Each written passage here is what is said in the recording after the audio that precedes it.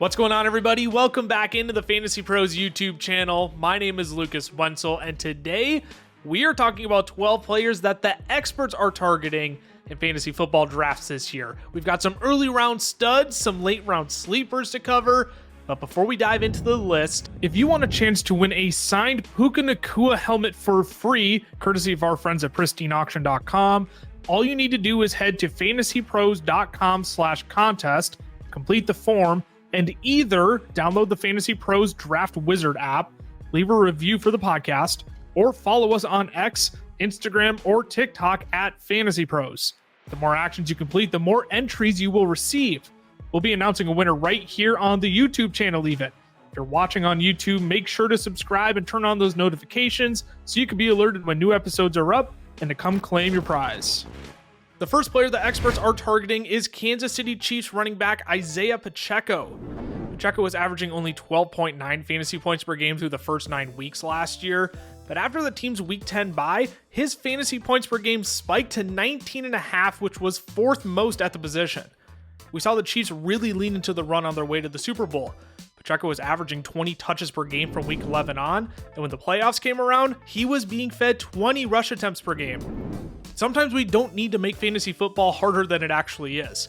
You draft good players on good teams who will be in scoring position often. The Kansas City Chiefs are one of those teams, and after moving on from Jerick McKinnon this offseason, there's some sneaky pass-catching upside here for Pacheco too. The second player on our list is DK Metcalf, wide receiver for the Seattle Seahawks.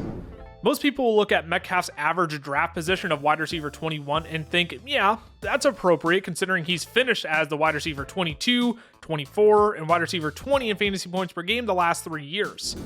What that fails to factor in, though, is that Shane Waldron is no longer the offensive coordinator for this team. The Seahawks brought in Ryan Grubb as their new offensive coordinator, who led one of the most dynamic and pass-happy offenses at the University of Washington the last 2 years. Grubb had the Huskies finish 9th of all college football in pass rate, while also finishing 4th in deep pass rate. It makes sense that DK Metcalf has already said he loves this new system because it plays right into his skill set.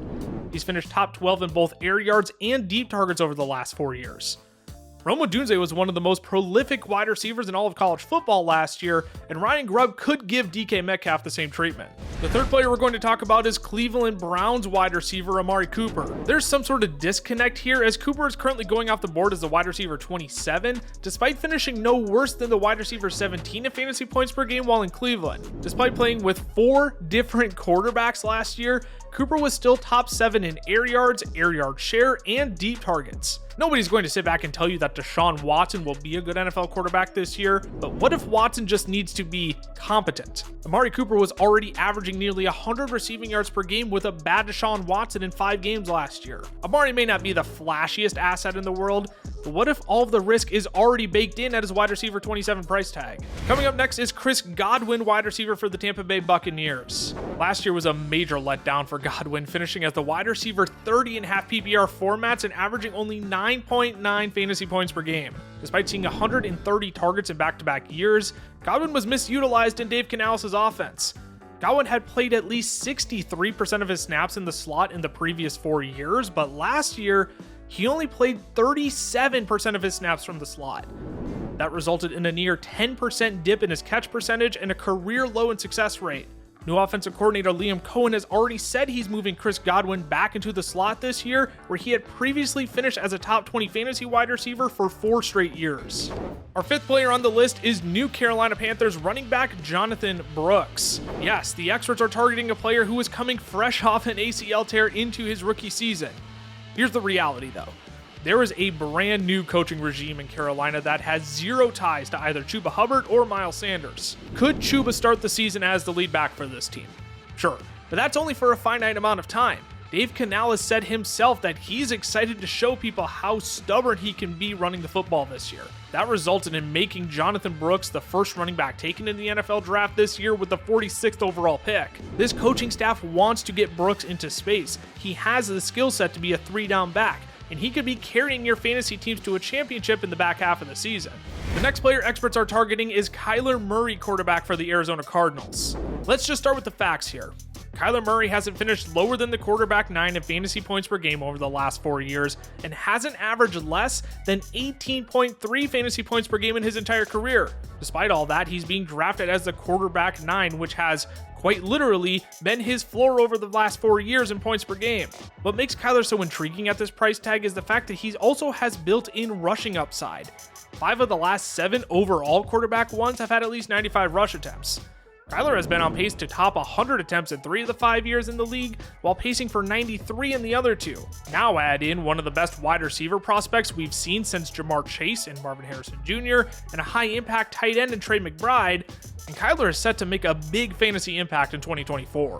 Before I get into my next guys, I want to tell you about Draft Intel, the secret weapon you need to dominate your league.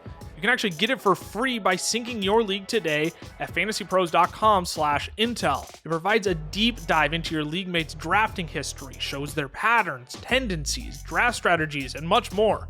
Want to know who always drafts rookies too early or reaches for the homer picks?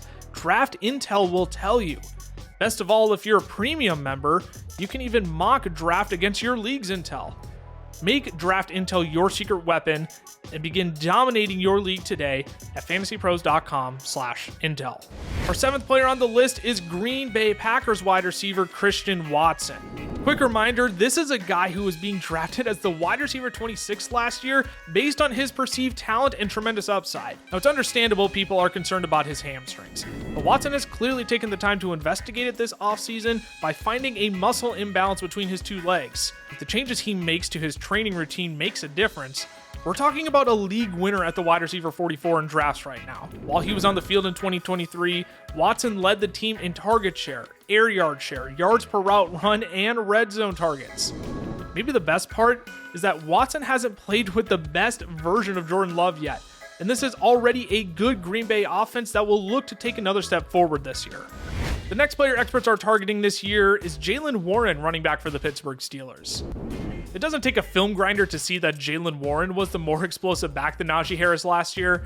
Of all running backs with at least 49 carries, Warren was top 3 in yards per carry, breakaway run rate, yards after contact per attempt, and rush yards over expected per attempt. Warren also forced 56 missed tackles to Najee Harris's 53 last year, despite getting 74 less touches. Not to mention, Warren got it done in the passing game as well, ranking 5th in both targets and receptions at the running back position. After last year, Arthur Smith isn't exactly the coach that inspires confidence in terms of comprehensible running back usage, but there is absolutely a world where Jaylen Warren finishes ahead of even Najee Harris's ADP at running back 23. Warren currently goes off the board as the running back 29. We're starting to dig down the board for our next player, Curtis Samuel, wide receiver for the Buffalo Bills. It's not often you can draft a wide receiver 1 for a top 5 NFL quarterback outside of the top 50 wide receivers in fantasy football.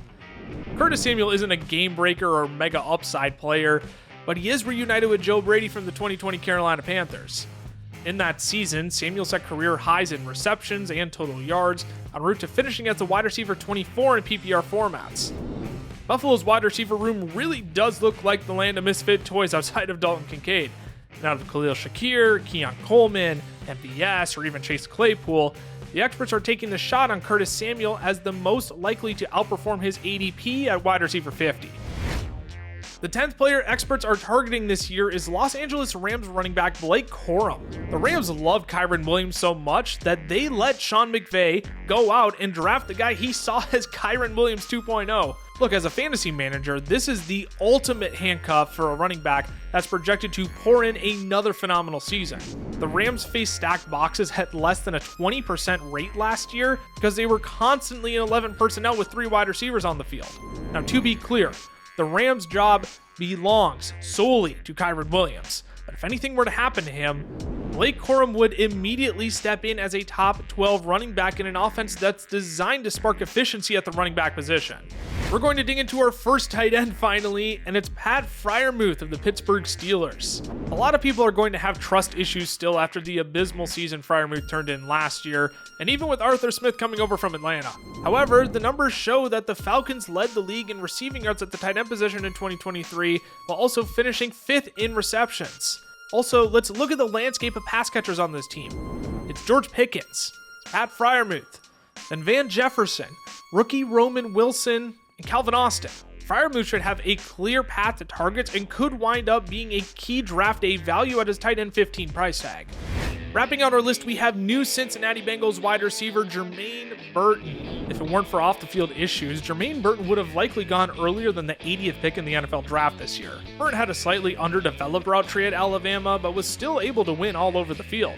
Now you throw him into an offense that was 3rd in 3 wide receiver dropback percentage last year and 3rd in neutral pass rate with Joe Burrow on the field. It's unlikely T. Higgins gets traded this year, but should he, or if anything happens to him, Jermaine Burton's value absolutely skyrockets. Even though he goes off the board as the wide receiver 72 currently, his upside is unmatched compared to any other wide receiver after the 11th round.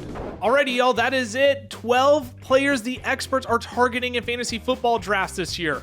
Thanks for tuning into the Fantasy Pros YouTube channel, but before we sign off, remember, if you want a chance to win a signed Puka Nacua helmet for free, courtesy of our friends at pristineauction.com, all you need to do is head to fantasypros.com/contest, complete the form, and either download the Fantasy Pros Draft Wizard app, leave a review for the podcast, or follow us on X, Instagram, or TikTok at Fantasy Pros. The more actions you complete, the more entries you will receive. We'll be announcing a winner right here on the YouTube channel even. If you're watching on YouTube, make sure to subscribe and turn on those notifications so you can be alerted when new episodes are up and to come claim your prize.